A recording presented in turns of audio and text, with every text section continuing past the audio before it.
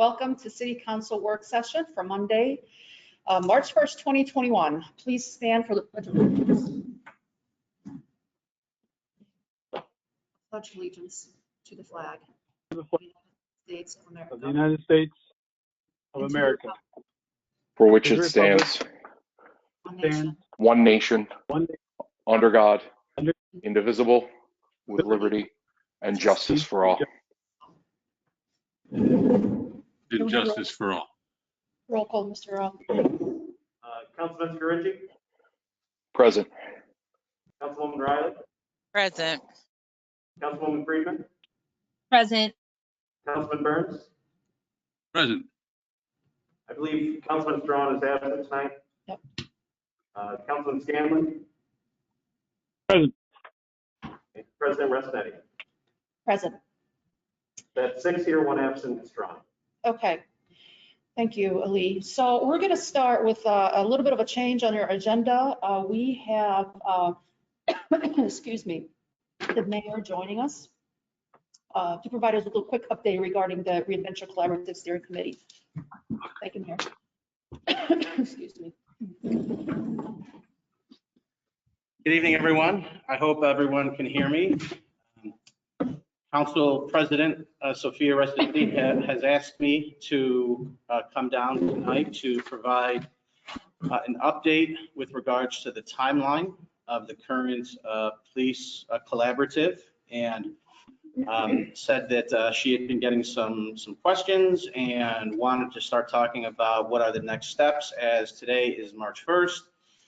And the deadline is April 1st. And so while you have 2 representatives on City Council who are part of the committee, those being Councilmember Joe Burns and Councilmember Tom Scanlon, I'm happy to come down and give you kind of a brief update on the timeline of where we are right now and when we tentatively hope to hand this off to Binghamton City Council, and then council will kind of decide what some of the next steps are. But I believe most of you should already know that today, March 1st, is the last day for any sort of participation in the survey that we put out several weeks ago. It is the cutoff period. So we do expect that period to close tonight. And that over the course of the next several days, the Finn Institute will be compiling that information. We do have 2 meetings scheduled this week for our stakeholder coalition.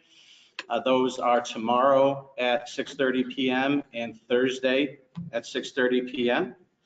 I do anticipate, based on my conversations with the Finn Institute, that they will be completing their report on Monday, March 8th, and all the members of City Council have, the contract or the proposal on what the 3 items were that we were hiring the Finn Institute to do. And I would say that tentatively, by the end of next week, next Friday is March 12th. So I would say by the end of the day, Friday, March 12th, maybe earlier, but most likely by the end of the week, next week, we will be handing off, we being the stakeholder coalition that is meeting this week and will have meetings next week as well. We'll be handing that document off to City Council so that, let's see, then that's the 17th, I believe is, I'm sorry, the 15th would be the following Monday. You have a work session.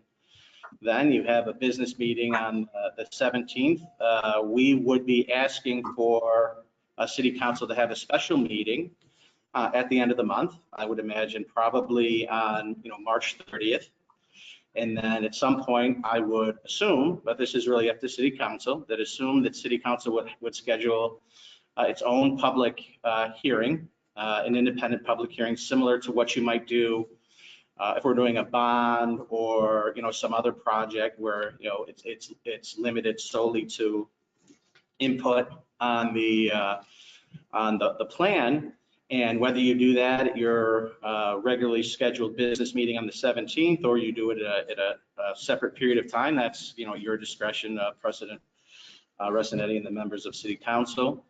But what the stakeholder coalition is going to be doing this week is talking about all of the individual letters, public comments, suggestion, ideas, input, recommendations, demands, whatever adjective you'd like to use, that has come in over the course of the last several months. We have compiled a list, and we'll be going through it to talk about what's legal, what's constitutional, what there is consensus on, what we would like to include, et cetera. And so I expect those spirited conversations to take place over the course of this week and next week. And then when we get the Fin report in as well, I'm sure there will be some recommendations and best practices as well as a result of the survey and as a result of the data that we asked Fin to review as well. I did touch on some of this in my State of the City, and while I don't think everything falls under the umbrella of these four main themes, I think it's safe to say that the overwhelming amount of information or requests centered around transparency, accountability, a desire to diversify the Binghamton Police Department in a manner that was more reflective of the needs of the demographics of the community, and investing more resources into how the police department responds with regards to substance abuse calls, mental health related calls, domestic related calls, et cetera. And again, that there are certainly other ideas and suggestions that came in, but there was a lot of discussion around those four major points. Every request from every organization has been documented. Everything that we have will be a part of this report and handed over to City Council in a very transparent and complete process. I did want to pass along to Council. Some of you may already be aware of this, but the survey, at least as of today, it's just over 1,400 responses, and we believe that's a significant number of responses. I believe the city of Schenectady had just under 700 responses, and their population is at least 20,000 more residents in the city of Binghamton. But I did want to make you aware of a concerted and intentional effort by one of the local organizations to intentionally manipulate and skew the data. There was really a concerted effort where one group filled out all 63 or 60 plus questions the way that they would encourage other people to fill out, and intentionally said that this is part of an effort to undermine the city's collaborative efforts to manipulate the data. And I think we just wanted to make you aware of it. This specific group is one that I have been vocal about my concerns in the past.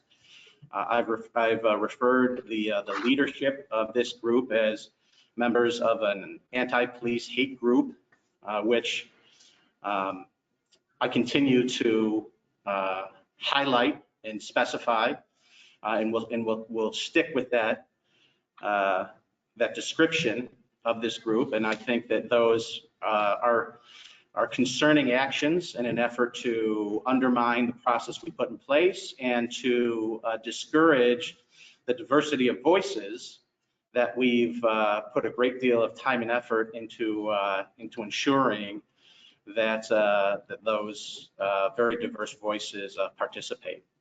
I think that if you look at the steps the city has put in place with regards to this process, no municipality has taken the steps that we've taken with regards to as many public input sessions, providing an opportunity over a several-month period for members of the public to either email written comment or to participate in very specific stakeholder meetings, as well as not stakeholder meetings, but public input sessions related to specific groups, as well as a general public comment period. And I would also add that on a separate note, as NICOM president, I hosted a meeting with the executive committee last week that included the mayors of Schenectady, Syracuse, Albany, Poughkeepsie, Ithaca, and a whole host of others. And I asked them if any of their legislative bodies had approved any of the plans that they had been discussing over the course of several months. And there was not one member, one mayor that indicated their city councils or village councils had approved them yet. So, we are in the exact same spot as many other municipalities across the state are, and that's using the month of March to advance our plans and have the city council bodies pass them. But I did want to also let you know that with regards to the survey, the Finn Institute has a statistician on their staff. They are actively going through to make sure that there are not duplicative IP addresses to ensure that one individual doesn't intentionally submit hundreds of the same sort of responses, and they are able to detect these sort of statistical anomalies because let's face it, this is not uncommon. This is not the first time an individual or organization, some community wants to skew data one way or the other. But I did want to at least let you know that we have been made aware of it. We have passed this along to the Finn Institute, and the Finn Institute has mechanisms in place to detect this and to make sure that our data isn't skewed. So, Council President Resinetti, that's kind of an update on the timeline with regards to how I see it. And it's, once we hand this off to City Council, other than making sure that it gets, our plan is approved by, I would say March 30th, it's really up to Council how they want to, what additional steps they want to put in place. Thank you, Mayor. I appreciate it. I know you're busy and I appreciate you taking the time to come down and talk to us about that. So it sounds like, I'm excited about it. I'm excited to get the report soon. It sounds like, there's just so much work that has gone into it. I know that Councilor Burns and Councilman Scannell have been part of this, and I thank you all. But I have to say, this is the first time I'm hearing of this. I'm a little concerned about the whole skewing of data or surveys. So you're saying that there's I can't even say statistician, thank you, Yes. on staff. And so these folks have ways, I guess, to keep track of those sort of things, which is a good thing. But as you're talking, I'm wondering, like, as a community, then what do we do about something like that? What do we do? I'm still processing this, about such what would appear to be unethical at every level to kind of demean the work that everybody has been doing for so long, trying to get folks with diverse voices to participate in this. So it's just, I'm just processing what I just heard from you, and I just wanted to make that comment. But I thank you for coming. I don't know. I know you have somewhere to go. I don't know if anybody else has anything to. Councilman Yes. Resinetti, this is Councilman Scanlon. Can I make a comment, please? Go ahead, Councilman Scanlon. All right. I had heard about this before about attempting, and I'm going to go further than the mayor. I'm going to call the group plot. Obviously decided that they wanted to skew the data here, and they put on a website, which I went to look at to see for myself, and they sure enough, they had put out their answer the questions the following way. So we have 2 members of plot on city council. I would strongly ask them, why would plot think it's okay to skew the data so we hear from one voice as opposed to letting the data just fly like it's supposed to fly? I would hope one of the 2 plot members on council could address that for me, please. Thank you.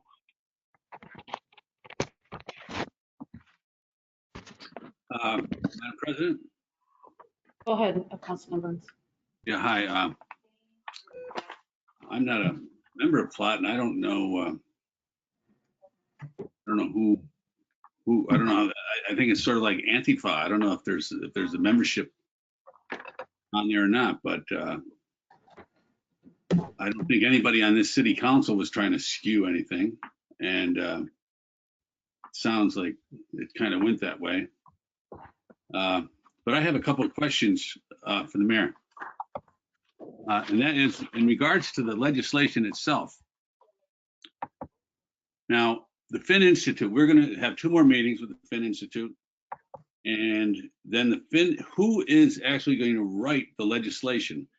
Does the RL, is it going to come from you, or are they going to give us a document with what they consider should be considered, the points that we should be considering in the legislation that we're going to write, and then we're going to write it? And if it is a piece of legislation, if it's an RL from you, then are we going to be then allowed to add to or take away and all that? And if it is that sort of complicated, and we're going to be running out of time, is there a way of a possible extension in that? I would hate to have us have to just say, we got to vote on this right now because we're going to lose all the money from the state if we don't vote, and this is just the way it is. So I'm just wondering. Sure. So Councilman Burns, I'll try to take those a little bit out of order. One is we're going to have more than 2 meetings this week because we're going to get the report on the 8th, and the stakeholder coalition will want to meet next week. We have scheduled the meetings for this week, but either tomorrow or Thursday, we will, again, talk about our meeting schedule for the following week. I would imagine, because of course, the report is coming in on the 8th. And so really what what you need to do, it's really, an acceptance, of the plan, or an acceptance or a rejection, I suppose, would be the converse of that. You're accepting or you're rejecting of the plan. You specifically, and Councilman Scanlon specifically, since you're on the coalition, you have the opportunity, in real time to do the things you're talking about. I want this in, I don't want this in, et cetera, et cetera.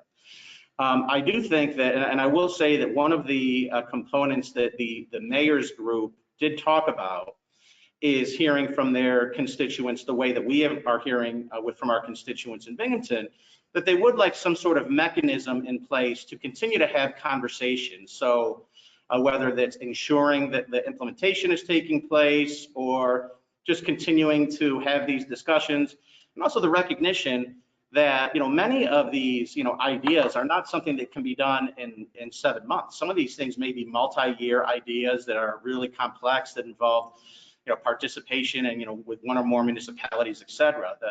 The governor's order was never to have everything implemented in 7 months. It was to start the conversation and put an infrastructure in place, recognizing that crime and law enforcement strategies is something that's always evolving. So that's something that we want to include in our plan as well, so that we can continue to meet after April 1st. We can start talking about what the deadlines are with regards to implementation.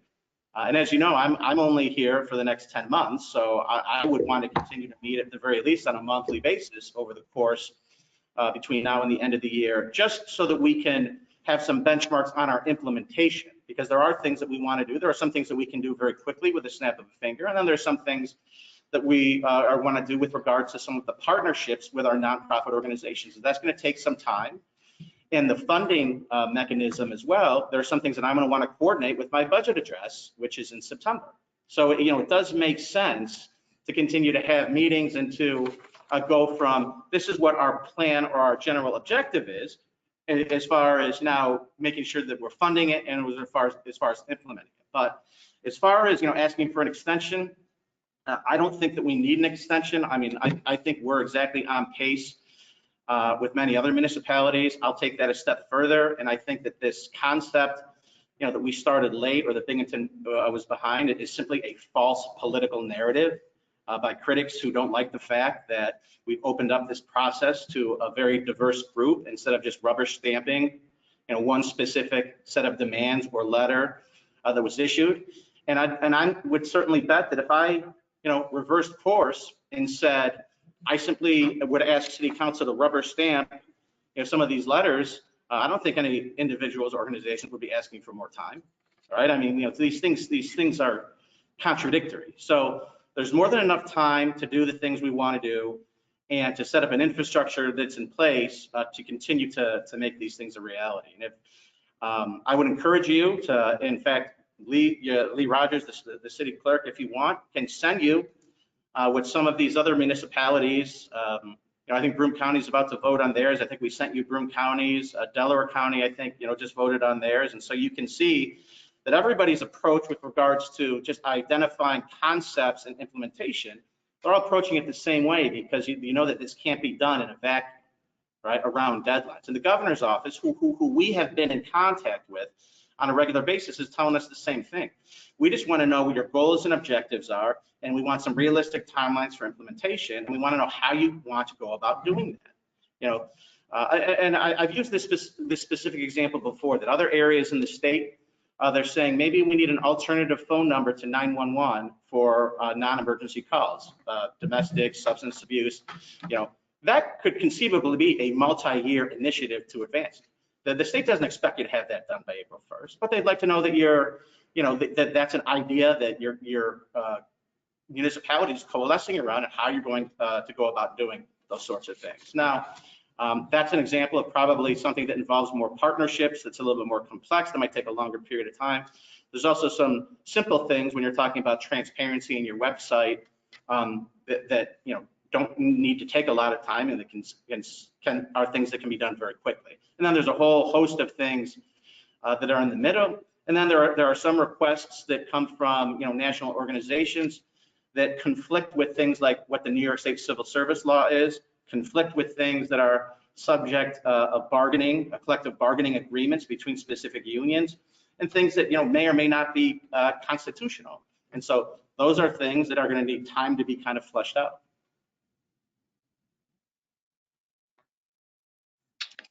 This is Councilwoman Friedman. Go ahead, Councilwoman. Thank you. All right, so I have some questions on the timeline, but I wanted to address a comment that was made earlier that implied that being a member of a community group that is involved in doing grassroots community engagement is an insult. And I, first of all, don't appreciate that implication. And I think that a better question that we should be asking is not, having doing a dog whistle to have me answer for an organization's motives. But I think a better question is, why do people feel like their voices are being systemically shut out from this process to the point that they feel the need to delegitimize the process and the tool that was used to garner community input? And while I appreciate that there were over 1,000 responses, I did take the survey, and to be honest with you, there were no open-ended questions. I just, I felt like I can understand the frustration in people who have been doing this work, that they were not able to adequately express their input through the multiple choice survey. So I just wanted to address that. I have some questions about the timeline. So if we are holding, let's say, a special business meeting at the end of March, and our public hearing maybe will be on the 17th, what if there's things that City Council wants to change or amend before the time that we vote on it? When would that be done? Well, again, according to the governor's executive order, City Council is accepting or rejecting. I mean, I suppose one of the things you could do is you could reject the plan, and you could craft your own plan, taking things that you like that is in the plan and adding things that are not currently in the plan. Because what the state wants is a plan that's adopted by the legislative body. But my suggestion would be that council members either work with Councilman Burns or Councilman Scanlon, or both of them, as they are both on city council and are part of the stakeholder group, to make sure that their input is included as part of the plan. Because as of right now, and both Councilman Burns and Councilman Scanlon can attest to, we have provided both of them and all the stakeholders with every request that has come in, without context, just a bulleted list of here are the suggestions, whether it's based on the written correspondence, whether it's based on the public input sessions, whether it's anything that has come into us. Everybody on the committee has access to, and that's what we are going to go through. Council's role is to accept or reject, and if you want to reject, then you're going to have to come up with, I believe, your own plan on how you want to do that. And whether it's taking what you like out of the coalition, but the governor's executive order says that it's the coalition that we put together that really needs to come up with this plan. So. Right. Well, so if, let's say there's something in there that we don't feel like is representative of the, our constituents' needs when it comes to police reform, and we reject, then when is our time to revise that? Well, I mean, if you reject it, you would, right? I mean, if you don't like it, then you would vote no, would be my Right. thought. But I kind of feel like, what's the point in just voting no if then there's no chance for us to revise it in a way that we feel like better reflects our constituents? Right. It's a democratic process. So if the majority of city council, if any majority of city council wants to, and Ken, I don't know if this is something you want to jump in on, but it's similar to if you want to scrap the whole process and do your own plan, you really could do that. It's the same legislative process. It would be at a meeting. If it gets held, you'll have to have another meeting, but the April 1st deadline, I don't think changes. Right. I mean, that's my concern is, and again, I haven't seen this plan yet, but if we want to revise something, we are likely going to miss the April 1st deadline. And I don't believe that that's the case. Mm-hmm. Well, you If said you're having your public hearing in mid-March, you have another 2 weeks, you'll have a special meeting. It'll be second read legislation, and it will either be amended or it will be approved. I see. Okay. And will we be able to see the results of the survey in an aggregate form? In aggregate form, I don't know. I guess I'll have to, I mean, the results of the survey are the results of the survey. You're asking for it in a different form than the answers to the questions?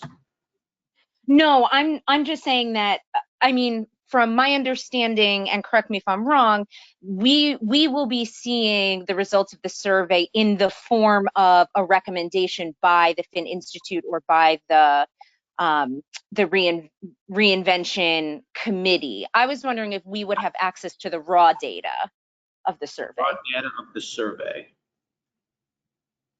That's what you're asking? I'm sorry, can you repeat that, please? You're asking for the raw data of the survey? Yeah, I was wondering if council would have access to that. We will ask the Finn Institute that. Okay. All right, thank you. Thank you, Mayor. Okay, Thank you. very good. Appreciate Thank you. it. You bet. Yep, and I know that we have Mr. Gardner waiting for us. I think I saw him there for a minute. Are you there? Hi. Hi, I How think are I you? am. Good to Can you see hear you. me? Yes, I can hear you. How are you? I'm good. I'm really good. How are you guys doing? You guys good? We're good. We're good. We're all plugging away. We were thrilled that you were able to join us. I'm sorry you had to wait a little bit. No, that's okay.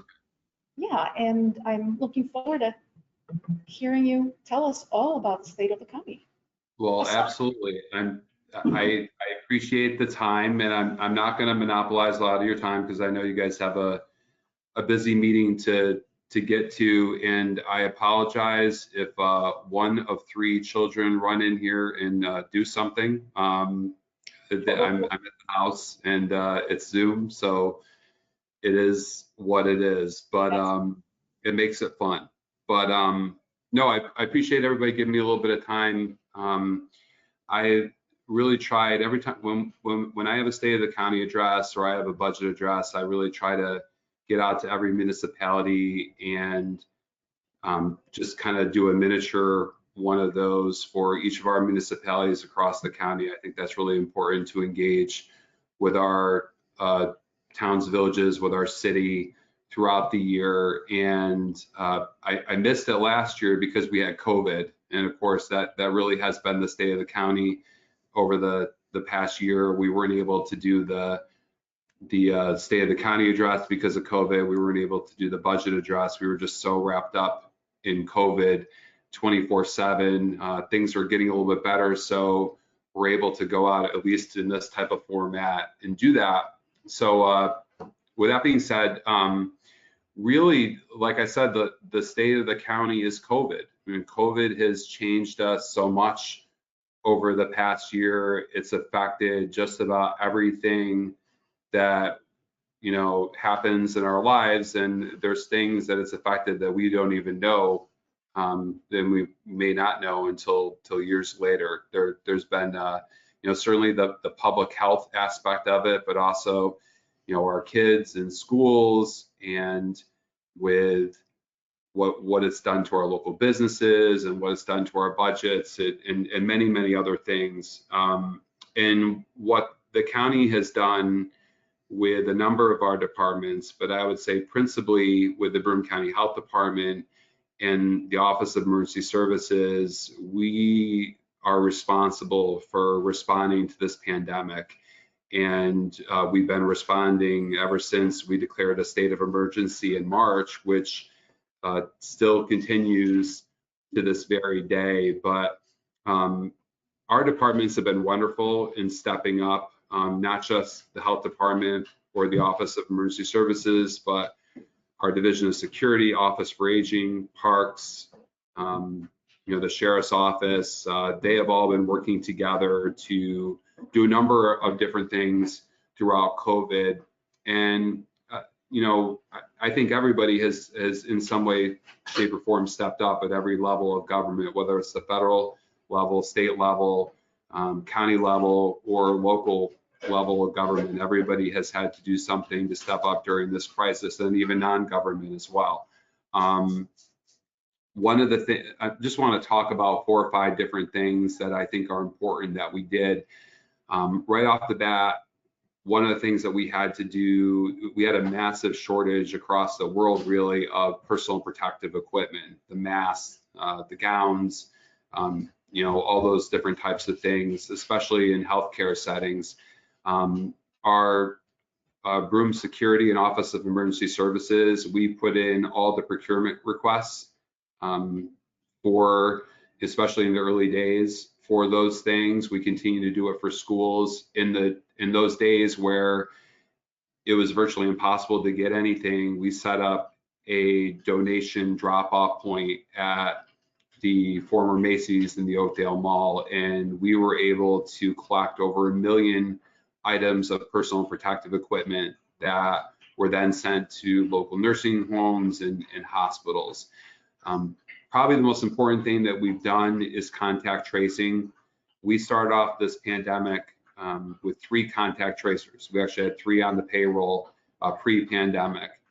We have had to staff up to have anywhere between 75 to 100 contact tracers. And these are the people that, once somebody tests positive, then they contact them, they go through their whole close contact history and get that information, and then they make phone calls to their close contacts that if they did come into contact with them, they put them in quarantine. And these are like, I equate the contact tracers to the army of in COVID. They're our front line, and they have been most responsible for preventing the spread. And it's all about making sure that our hospitals don't get overwhelmed. And they have done a great job with that. And we have had a number of people that are trained contact tracers that are not even in the health department, because we just had to borrow people from other departments. So we have people in parks, we have people from the arena doing contact tracing. Probably the biggest, another big thing that we did was work to reopen businesses and schools. The county health department played a large role in that. A lot of our businesses have been reopened, but many are still only open, but with restrictions. And some businesses are not even reopened yet, but our schools are reopened. We still have 2 meetings a week with superintendents to go over a variety of issues. We do all the contact tracing as well within the schools to whenever a student tests positive. A big thing that we've been doing is testing. Testing was very difficult in the beginning. There was almost no testing supply. One of the things that I'm really proud of is that the county started a mobile testing site that we realized once that some of the, with UHS and Lourdes had testing, and then the state put in the drive-through testing site. And one of the things that we wanted to do was get a rapid testing site so people could find out the results in 15 minutes right there, but also put it in different places. So we started this site last fall. We literally took a BC Transit bus and converted it into a mobile testing site, and it allows us to move it around.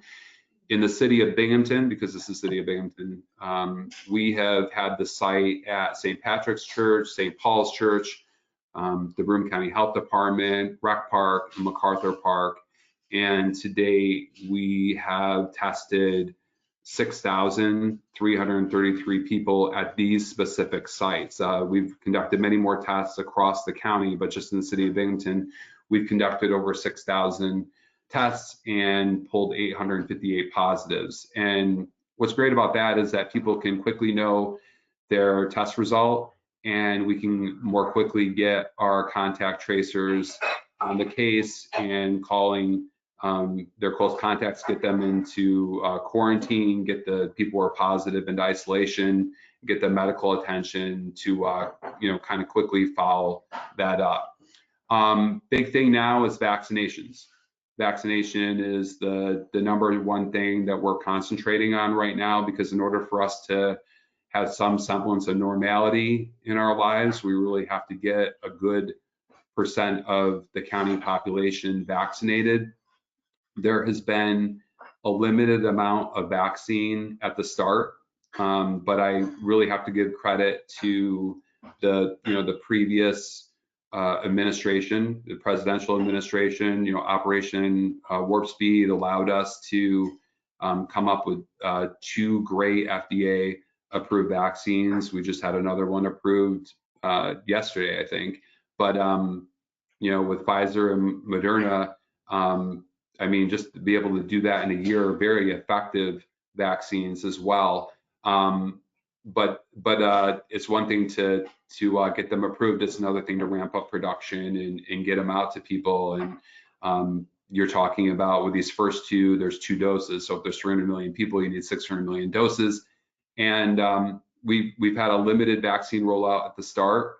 And but what we're seeing every week is we're getting more and more vaccine. And my commitment to the community is, as soon as we get the vaccine, we put it into people's arms. So we've created a mass vaccination site at Broome Community College. We are able, if we get the doses, to vaccinate 2,500 people a day at that site. We are not doing 2,500 people a day because we simply don't have the doses. So the state gets the doses from the federal government, and then they allocate those doses based on population. But like I said, we're getting more and more doses every week. And I believe within the next couple of weeks, maybe the next month or so, we are going to have a lot of doses, and we're going to have a lot of doses to give out at SUNY Broome Community College. We've also done some other pop-up pods. We did a pop-up pod a little while ago at St. Mary's. The ACA just had a pop-up pod. The one at St. Mary's is run by the health department. The other one at the ACA was run by UHS and the ACA, but we have been getting into different parts of the city working on vaccinations. Where we are right now is that Broome County is ahead of the state average in vaccinations. We have 19% of our population in Broome County with first doses. State average is about 14%. So we're doing a really good job of when we get the vaccine, putting it into people's arms. And that's really going to be the story of COVID. The story, for the rest of this year, we had 2 waves of COVID. We had one in May and June of last year, and then we had a wave that everybody else in the United States had that was tied to holiday gatherings, Thanksgiving, Christmas, New Year's, even a little bit of Super Bowl. And that really, we really saw the vast majority of COVID cases coming in January and in parts of February. Our positivity rate was probably at its height in the first week of January. It was at 10%. So 10% of every of tests were coming back positive. We've been able to get that down to 3%, which is right about the state average. Right now, we're seeing a little bit of a pickup from Binghamton University, which, interestingly enough, the semester before, Binghamton was not a problem. A lot of people are, in the fall, we're speculating that, when the students come back in the fall, this will really drive up COVID rates. They did not drive up COVID rates. This semester is a little different. We're seeing a spike in cases at Binghamton University, and they put over the past week or two a number of restrictions in, and I think that's going to be helpful in getting their positivity rate down. So, and then the big thing with keeping the rate down is vaccinations, and that's really, I think by the summer, late summer, a good portion of our population will be vaccinated, and I really think that's key to bringing back our economy. It's key to getting us back into doing things that we've done before. There's that's the name of the game, and the city of Binghamton has been a pretty good partner, especially with the vaccination process. They've trained some public safety people to be vaccinators, to put those shots in the arms. I think at the St. Mary's pod that they were working that pod, and as we start to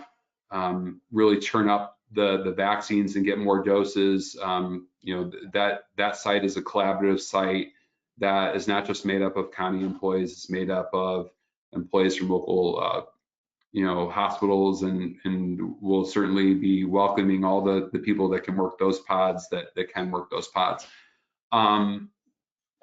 Besides COVID, certainly we've had to deal with the effects of COVID. The economy has really taken a hit with COVID, and but I do believe the economy is starting to get much better. In April of last year, we saw an unemployment rate of 15%. That is down to around 6%. I'd like to get it back to where it was the year before, which was like 4 or 5%. But turning around that unemployment rate in less than a year is pretty good for the county. Sales tax has been something that a lot of people want to know about. We were faced with a very devastating sales tax, the lack of sales tax revenue situation. Is May, June, July of last year, we were looking and projecting at something like a 12 to 13% sales tax hit. And of course, we share our sales tax with the local municipalities, so they were looking at that as well. We have been able to turn that around, which I think is pretty phenomenal. When you shut down whole businesses and industries, you're just going to have less sales tax. And we went from being down 12 to 13% to just down around 3% when we finished 2020. So that's a remarkable turnaround. Got some good news from the state. I know that the city has had funding withheld. The state has withheld about 20% of funding to local governments, and the county has seen their share of funding withheld. We had almost $18 million in funding withheld from the county by the state.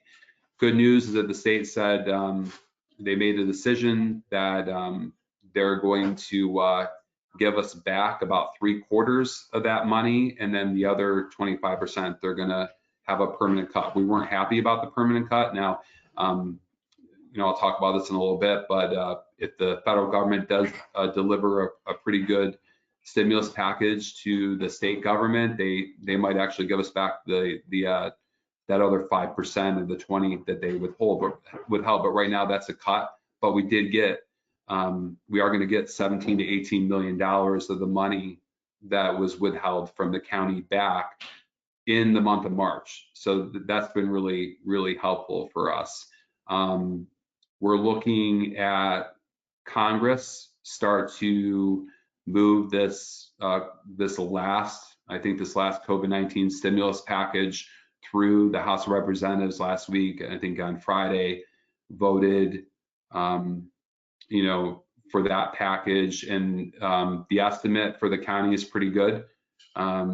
It's going to be helpful to our financial situation that's obviously been devastated as a result of this. It wasn't just sales tax that we were down, but we were down in a number of funds as well. County is supposed to get about $37 million estimate. And again, it's an estimate. It's not written in stone yet. It's got to pass the Senate as well and get signed by the president. But in that initial House package that they passed, county would get $37 million and the city of Binghamton would get $44 million. And that's all of our municipalities are getting money as well. So that's going to be helpful with our finances. But we've really, been working with the Broome County Legislature to improve our finances over the past 4 years. The 21 budget delivered a third straight tax cut to Broome County taxpayers. We were able to drive our fund balance. When I came into office, we had about $250,000 fund balance. As of last year, when it was audited, it was at $14 million. So we grew it by a factor of about 60 times. And that fund balance is not $14 million anymore. It's probably been cut in half because of what happened with COVID. One of the things that I am proud of is we made a commitment to our municipalities that even in very difficult economic times, we would not change the sales tax formula and take money from them to balance the county's budget. This happened throughout the years, as late as from 2011 to 2016, that the county changed this formula and diverted millions of dollars away just from the city of Binghamton alone in sales tax revenue. We were committed not to taking anything, and we didn't. And I'm really glad that we were able to do that, because that allowed our local municipalities like the city of Binghamton to continue to grow and budget for what they needed to budget. Just a couple of things I'm looking forward to this year in the city of Binghamton that the county is involved in, amongst other things. There's a lot of stuff that we're wrapped up in various departments that are related to the city, but really looking forward to, we got a state grant to do murals and mosaics in our I districts and in Endicott, Johnson City, and Binghamton. And we've got several slated to be done this year in the city of Binghamton. So I'm looking forward to that.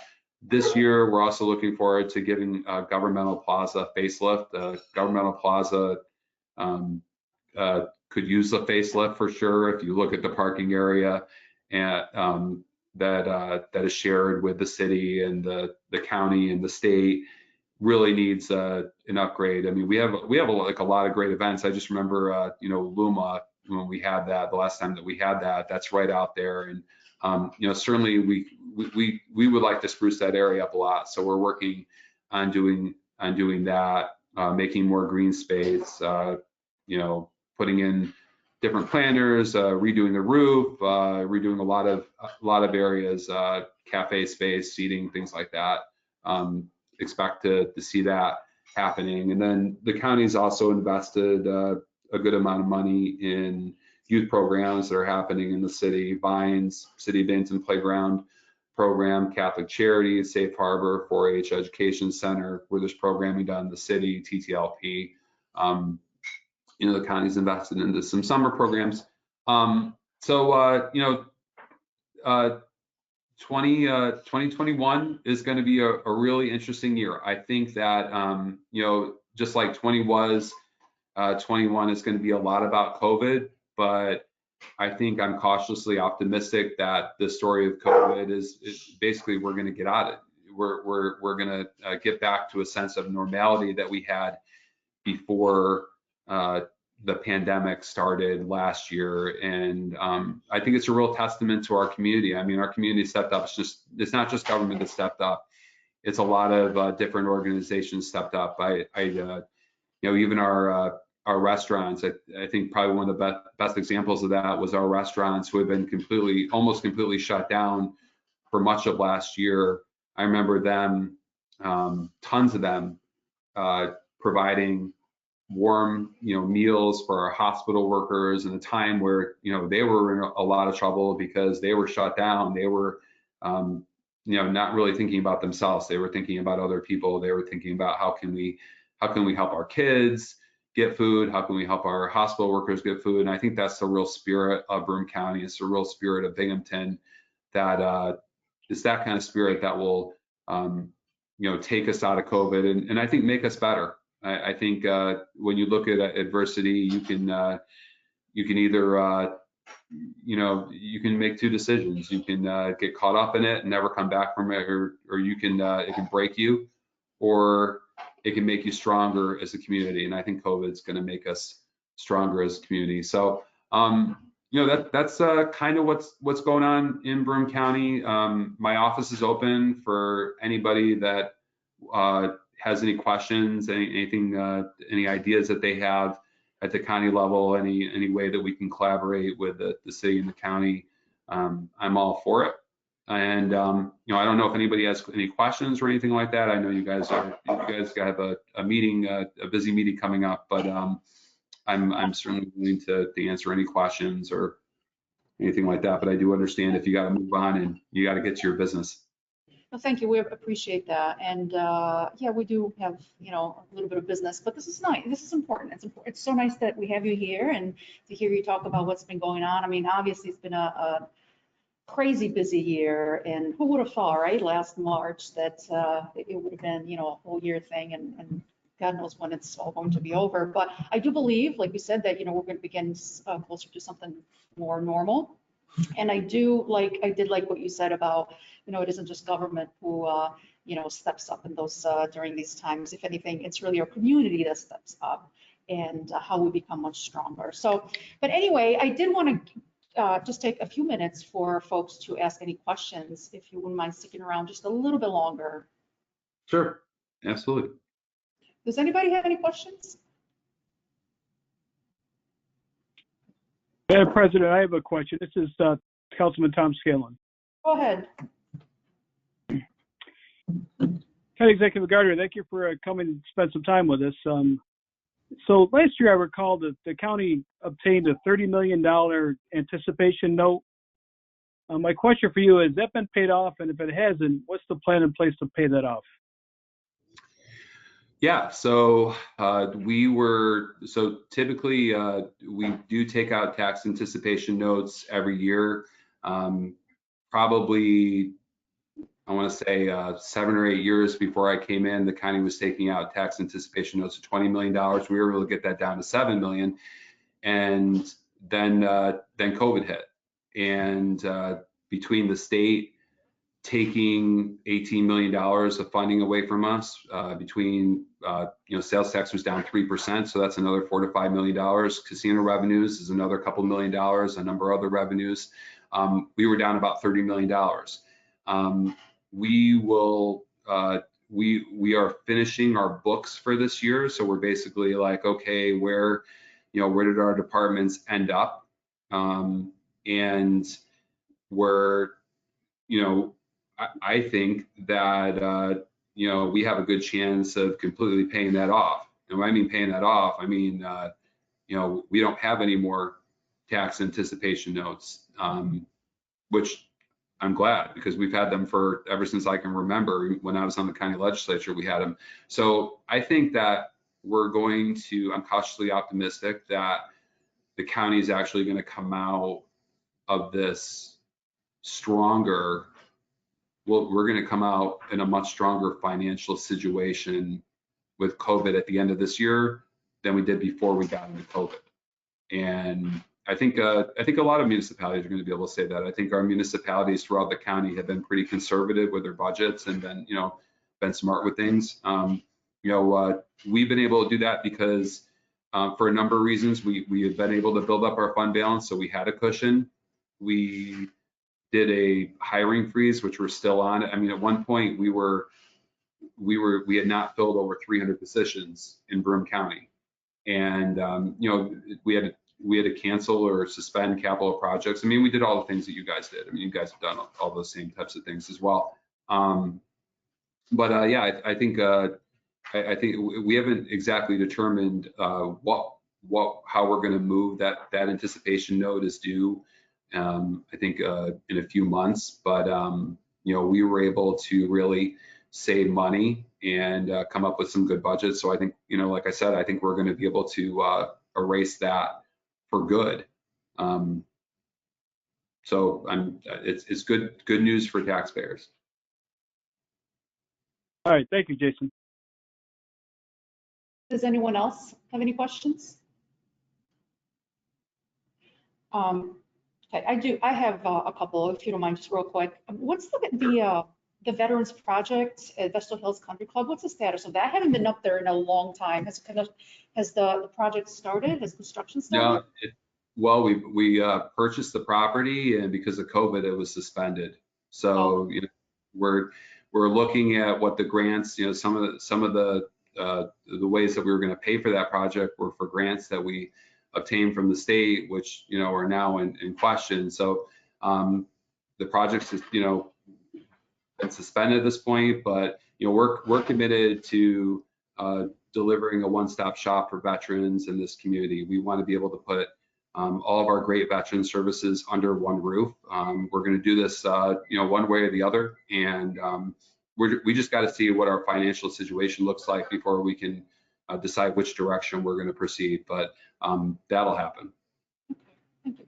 And one more, and I'll let you go. So there were some funding that was cut for many of the contract agencies, or at least some of them were put on and pause, right? Including Ross Park Zoo, for example. So those cuts are obviously having impacts on those organizations, and I'm just wondering, because they didn't plan on it, right? So I'm just wondering, what's the status of that, if you want to talk about that? Yeah, so we had to cut, we had to tighten our belts. I mean, when you have $30 million worth of revenue taken away from you, it just doesn't kind of like you have to find ways to cut your belt. So tighten your belt. So one of the things that we had to do was we had to cut contract agencies, and I don't remember the exact level that we reduced them, but I think given our current funding formula, two things on that. One is last year, despite the fact that we were in COVID, we get most of our money in these contract agencies from hotel motel tax. So for every person that, every hotel night that someone stays in Broome County, we collect that tax, and then we fund great programs like the contract agencies that you're talking about, Cornell Cooperative Extension, Ross Park Zoo, other agencies. So last year was a really difficult year for us, but because we had built up a fund balance in that account, we were actually able to pay out all the agencies, but we depleted the fund balance. We went into this year and we said, okay, we don't have any more money in that fund. We can't give you 100% of what was budgeted. What we're going to do is we're going to give you a percentage of that, but if the revenues start to pick up again, which they're going to at some point, but they're not right now, as the economy starts to reopen up, we'll be able to provide more funding and hopefully get you to your budgeted level.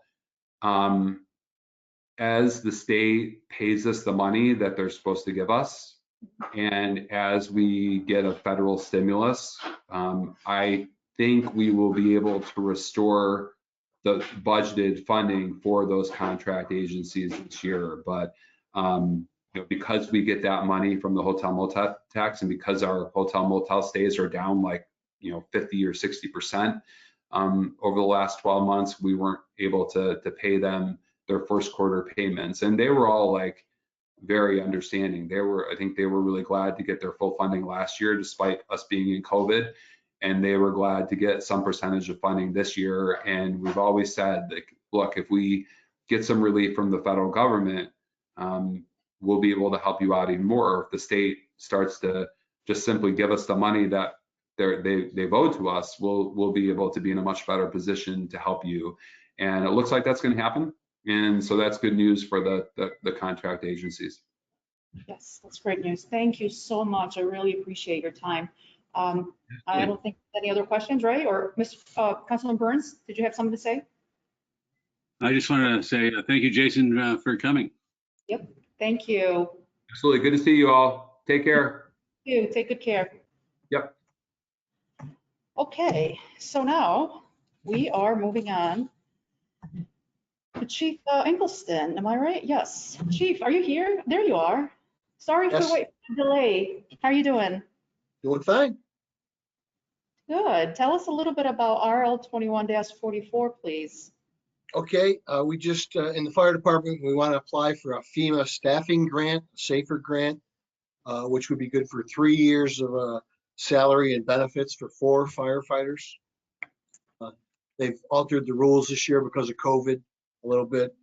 There is no cost share or match, so this is a very good grant if we can get it. Okay. Does anybody have any questions? No? Okay. Chief, I do Yes. want to. Oh, sorry. This is Councilwoman Friedman. I was muted. I apologize. Go ahead. Hi, Chief Eggleston. I was just wondering why this piece of legislation is expedited. Because the 12th is the end of the application period. That's our fault for not getting it to you quick enough. March 12th, we have to have the application. I see. Okay, thank you. Thank you.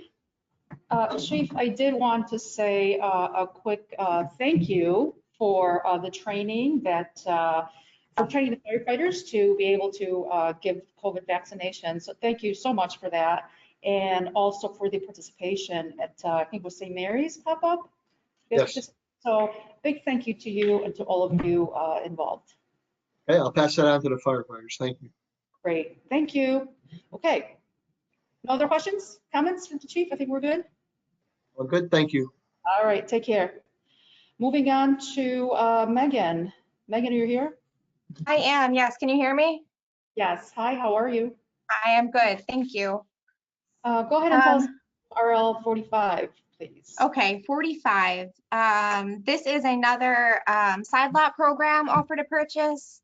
The city demolished blighted properties at 3 and 7 Mattis Street last December, this past December. And we have an offer to purchase from St. Mike's, the church that's right next door, for $375, which is the fair market value. They'll keep it green space. Any questions? Okay. How about the next one?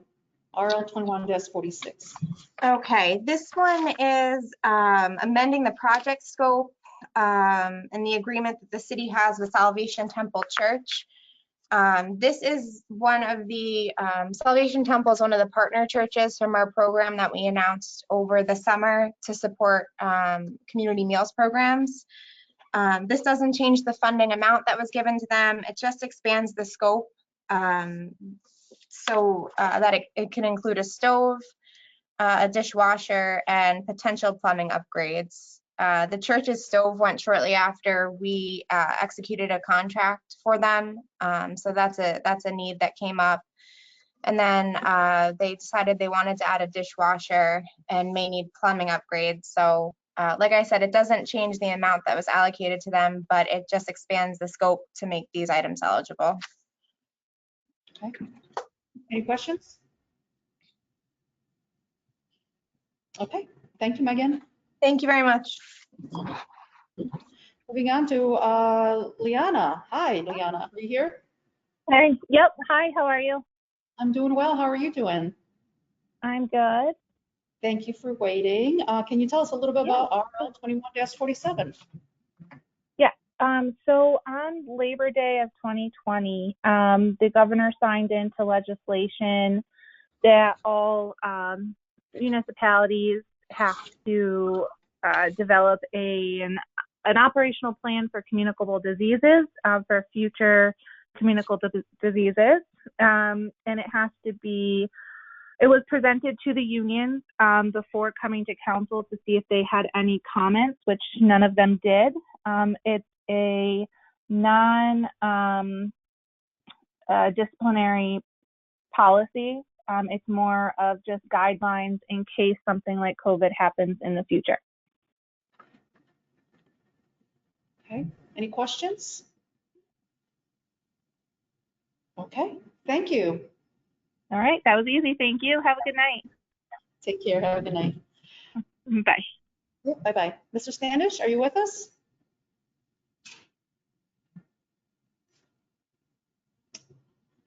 Ray, are you here? No, I don't see him logged on. Okay. He's not logged on? Okay. Well, I guess we can move on to Jared if he's available. Jared, are you with us? Yes, can you hear me? Yes. Okay. Can you tell us a little bit about these 3 RLs that you have? Sure. So RL 21-48, or excuse me, 49. 21-49 is authorizing an agreement with Whittam Planning and Design for development of the Stadium District Master Plan. In your packet, you'll see attached a couple work sessions ago, we brought down an RL to establish the funding lines for this program. It's funded, I guess it was back in December of 2020. 50% of the project is being funded by an Empire State Development grant.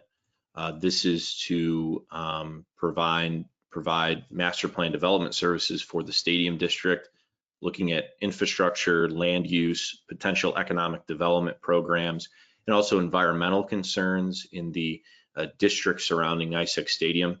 This is to leverage the public investments in the stadium and also take advantage of a Empire State Development grant. Whittam was selected by a review committee of economic development, planning, and engineering, and we'd like to get them under contract. I'd ask for this to be expedited because based on the grant requirements, we have a tight timeline to get this project done. And based on preliminary discussions, the concept of doing a full environmental impact statement may be required as part of this, which is a very lengthy process that they'd like to get underway as soon as possible to meet all of the state deadlines. Any questions? Okay, moving on to the next one. Okay. RL 21-50 is an agreement with Woodford & Florist. This is the latest small business to be eligible to receive the COVID CARES Act funding to pay for things like mortgage, utilities, overhead, insurance, etc. This will be in a $7,500 award, and again joins kind of the last few months of work sessions and small businesses receiving the city money. Any questions? Okay, on the next one. RL 51. Sure. Let's see here. The next one is to accept a $50,000 payment from the New York State Division of Criminal Justice Services for expenses incurred to expand the capabilities of the Southern Tier Crime Analysis Center. This is an announcement that was made a little while ago regarding the expanded center, and DCJS is covering $50,000 in costs for the build out for that expansion. Any questions? Yes, this is Councilwoman Friedman. Go ahead, Councilwoman. Thank you, Madam President. Hi, Jared. How are you? Good. Will this grant cover the entire cost of this center? No, there's a couple different things happening. DCJS is providing about a total of $500,000, but a lot of the costs that have to do with siting the center there are in furniture, equipment, and technological upgrades, computer monitors, servers, that sort of thing. So DCGS is paying for those costs at running it as a wing of the State Crime Analysis Lab network.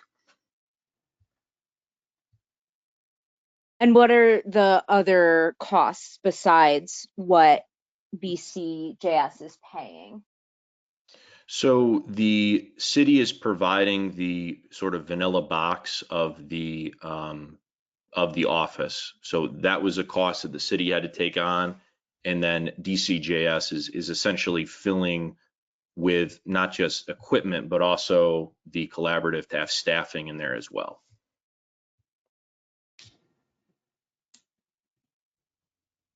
Any other questions? Okay, thank you. Thank you. Anyone else? This is Councilwoman Riley. Can you hear me? Yes, go ahead, Councilwoman Riley. Thank you, President Rezanetti. Hi there, Jared. So just a question. Ultimately, will this innovation center be revenue generating through the various collaborations for the city? I do not anticipate it to generate revenue to the city, no.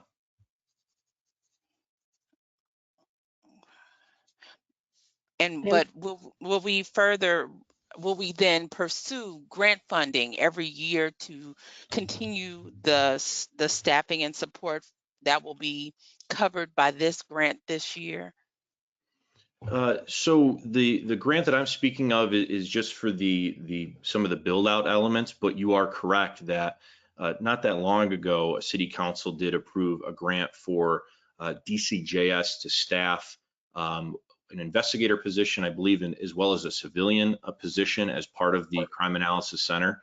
With the expanded personnel, it's really just a matter of additional opportunities for other police agencies or even the city of Binghamton to identify grant funding for staffing. So that's absolutely a possibility, as has been done in the past. But there is no guarantee. So will we ultimately assume responsibility for those positions? So the positions of the Crime Analysis Center that the city is responsible for funding, whether we get reimbursement or not, but actually Binghamton police officers and civilian employees is staying the same. What the expansion allows is for other police agencies, whether it be the city of Binghamton or particularly state police, high intensity drug trafficking area employees, to add staffing and personnel to expand the capabilities. So the more police agencies in one room sharing police intelligence, sharing information, working in a coordinated fashion on drug interdiction, violent crime, et cetera. That's the value add as part of having the Crime Analysis Center expanded under one roof. Okay. Okay. So again, just for clarity for me, because again, if we're inviting people into this space, are they do not have to pay for the space, but we're benefiting because they're in the space. Is that what we're saying? That's correct. Okay. But in terms of light, gas, and what have you, the city of Binghamton is responsible for the space. That's correct, yes. And that's as part of our agreement with the Division of Criminal Justice Services going back to 2013 when it was initially placed in the basement of City Hall, that we would house it as the Southern Tier's largest law enforcement agency. Thank you. Anything else? Yes, this is Councilwoman Friedman. I have a follow-up question. Go ahead. Thank you. So you said that this will allow for a space for other police agencies, for example, the state police, to collaborate on investigations. But is this going to increase any of the personnel? Or I know you said it won't, the number of Binghamton police officers will stay the same, but will this facilitate an increase in the number of officers working, for example, at the state level? I don't know. That's really up to them. But when we talk about expansions, it's typically because the types of investigations that are happening or the types of programs typically involve more experienced officers.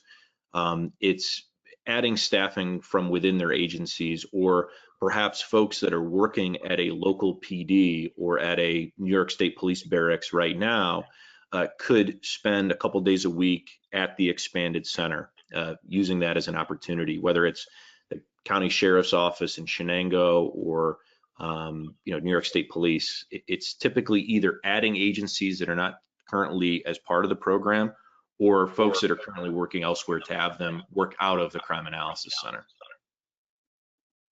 I see. Okay, so this is only a space with equipment.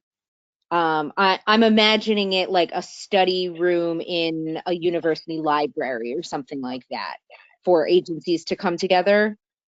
Yeah, think of it more as a computer lab that has full-time staff from Binghamton University, et cetera, that work out of there, that work in conjunction with National Guard Counter Drug, U.S. Drug Enforcement Agency, et cetera. And then the ability, or desks that are there that can allow other agencies to work out of there if they're working a case, et cetera. It's a highly collaborative center. Okay, thank you for the clarification. Okay. Anything else? All right. Thank you, Jared. Okay, and we have Chuck here covering for Ray. Chuck, tell us about RL 21-48. Sorry about that. I was in my office and I was muted and I couldn't talk to you, so I'm right out here. But this is a RL for a change order for Barton and Judas for the State Street streetscapes outside the building here. Finalizing the final payments on that, and there's a change order. I think it's for like $13,000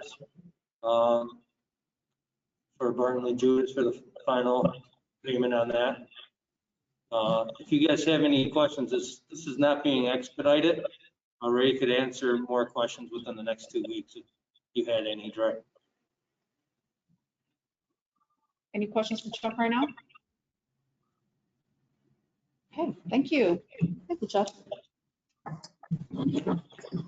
All right, so last one is the appointment CDAC at large. Is there any discussion, any questions about that?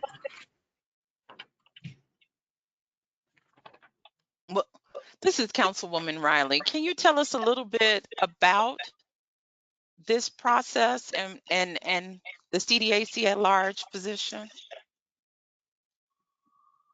So regarding the CDAC at large position, as I understand it, is you are able to submit or support a candidate for this particular position as a council member, as a council person. And I don't know if Ken is still on there. Maybe he can help me out with that, just to make sure that I'm not making a mistake. I'm here, yes. Yeah. So CDAC, every council member gets to appoint person, and council as a majority gets to appoint one person, and then the mayor appoints the other 3 members. Thank you. Anything else? All right, then we'll move on to pending legislation. Well, let me ask, I'm sorry, let me go backwards, President Rezanetti. Sure, go ahead. So we are now accepting as a council nominations for our council representative on the CDAC, not our individual. This is the one Ken just mentioned would be representing council as a whole, correct? I believe, yes, you're appointing somebody to represent council as a whole. Okay, so we are now opening the floor for nominations. Where are we in the process? So we're considering right now, am I saying this correctly? Ken, we're considering nominations at this point. Yeah, I mean, there's not a nomination process per se. It's if a name comes up and if it gets approved by council, and actually I don't recall off the top of my head because I really haven't gone to business meetings in the last few years. I don't know if you vote on it at a business meeting or if you did it just at a work session. We can double check that. I mean, but if somebody has another name, I'd like to propose it, but it's a formal process. And this isn't anything that's expedited.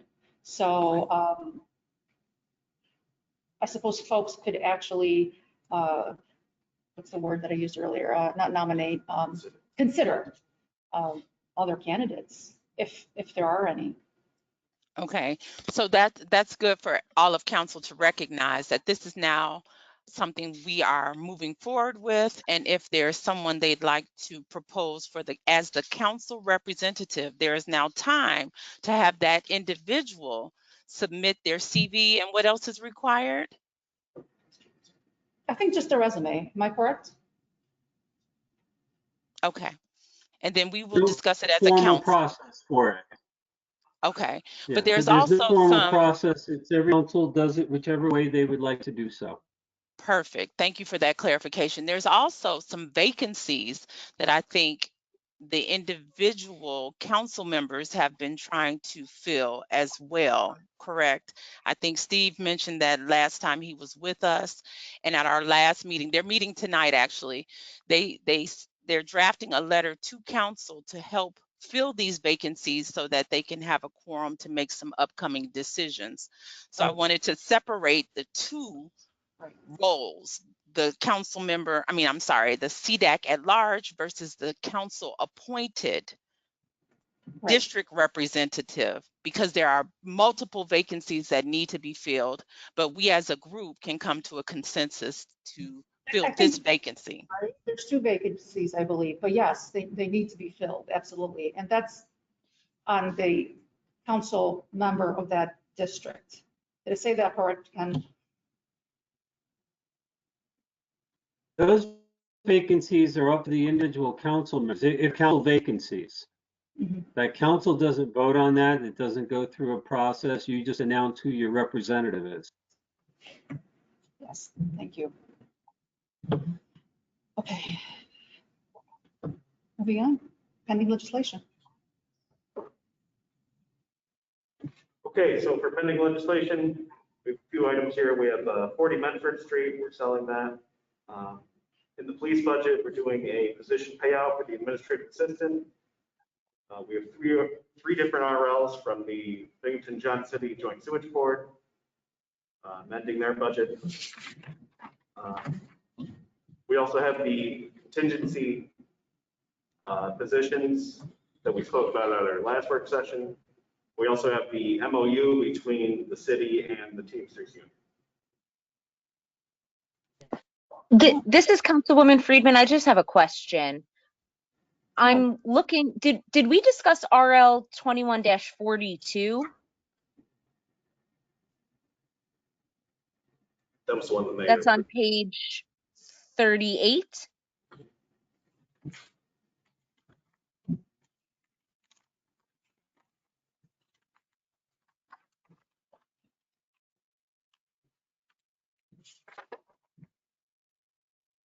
Is that not on the agenda? It's on the agenda in pending legislation because the mayor kind of presented it at our last work session. Okay. Oh, it's under pending legislation? Correct. Right.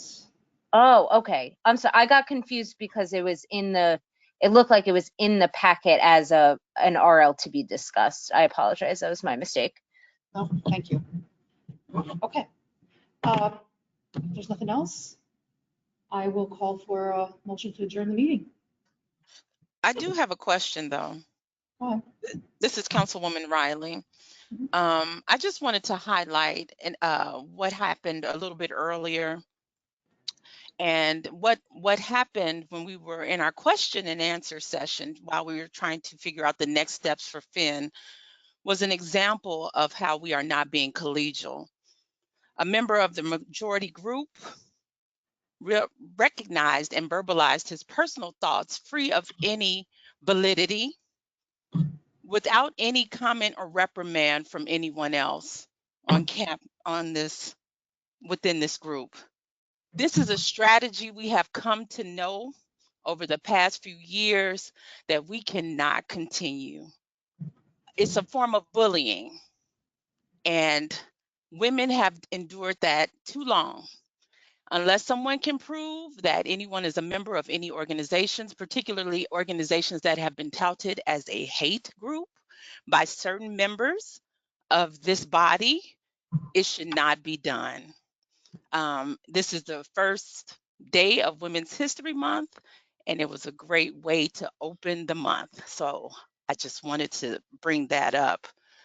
But before we leave, are we interested in setting dates for public hearings for the Finn Institute process? One when the document is released, and then one after we draft our version.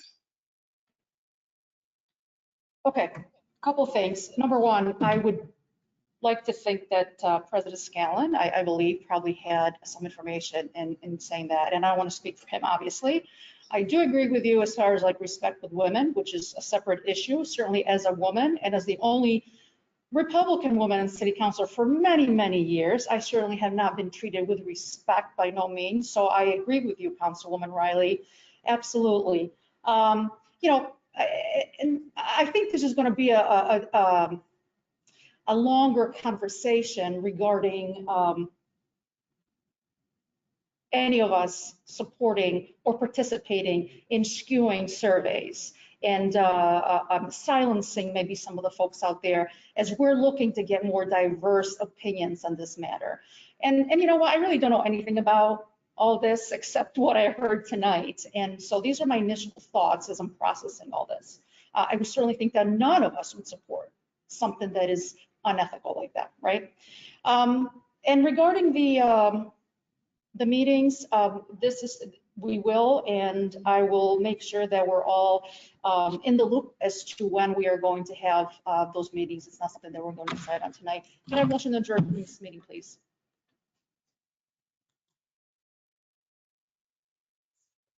Motion to adjourn the meeting? So moved. Can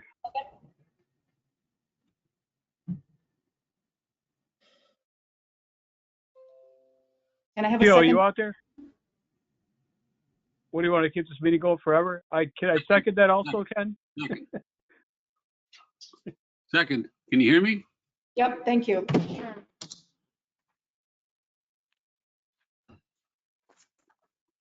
Well, that was.